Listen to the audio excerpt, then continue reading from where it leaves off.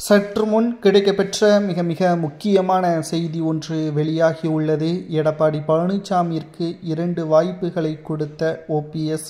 இதை பற்றி தான் இந்த வீடியோவில் முழுமையாக தெளிவாக நாம் பார்க்க போகிறோம். அதாவது அனைத்திந்திய அண்ணா திராவிட முன்னேற்ற கழகத்தில் எடப்பாடி பழனிசாமிற்கு செல்வாக்குகள் குறைந்துவிட்டது. எடப்பாடி பழனிசாமியை நம்பி சென்றால் தோல்வி மட்டும்தான் அதிமுகவில் நிலைத்து இருக்கும் என்பதையும் மக்கள் புரிந்துவிட்டார்கள். எடப்பாடி பழனிசாமியை நம்புவதை விட ஓபிஎஸ்ஸிற்கே சென்று விடலாம் என்று அதிமுகவின் தென் மாவட்ட நிர்வாகிகள் அதிமுகவின் மாவட்ட செயலாளர்களிடம் தெரிவித்து வருகிறார்கள். தற்பொழுது எடப்பாடி பழனிசாமி அவர்களுக்கு 2 வழிதான். ஒன்று, எடப்பாடி பழனிசாமி அவர்கள் தனது பதவியை ராஜினாமா செய்ய வேண்டும்.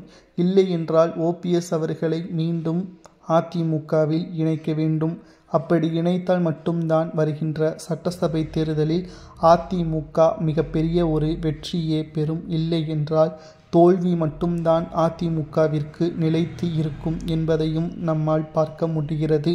அனைத்திந்திய அண்ணா திராவிட முன்னேற்ற கழகத்தை பொறுத்தளவிற்கு எடப்பாடி பழனிசாமி அவர்களது செயல்பாடுகள் தோல்வியே கொடுக்கும் விதமாகத்தான் நாளுக்கு நாள் அதிகமாகி கொண்டிருக்கிறது என்பதையும் தொண்டர்கள் கூறி வருகிறார்கள். இந்த 2 வாய்ப்பில் ஏதாவது ஒன்றை எடப்பாடி பயன்படுத்தி கொள்ள வேண்டும். இல்லை என்றால் சட்டசபை தேர்தலில் அதிமுக தோல்வி அடைவதை யாராலும் தடுக்க முடியாது. அது மட்டுமல்ல, எடப்பாடி பழனிசாமி அவர்களை பொறுத்தளவிற்கு தன்னுடைய பதவியை தக்க வைத்து கொள்ள வேண்டும். அந்த இடத்திற்கு யாரையும் விட்டு கொடுக்க கூடாது என்பது மட்டும்தான் அவரது நோக்கம்.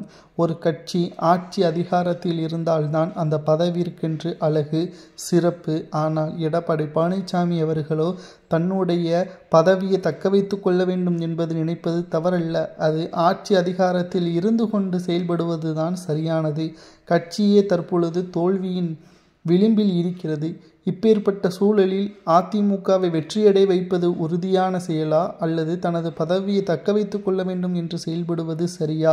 இதைத்தான் எடப்பாடி பழனிசாமியிடம் ஓபிஎஸ்ஸின் ஆதரவாளர்கள் 2 வாய்ப்புகளை நாங்கள் கொடுக்கிறோம், அதில் ஏதாவது ஒன்றை பயன்படுத்தி கொள்ளுங்கள். இல்லை என்றால் சட்டசபை தேர்தலுக்கு பிறகு உங்களை கட்சியிலிருந்து நீக்கிவிடுவோம். ஓபிஎஸ்ஸிற்கு ஆதரவுகளை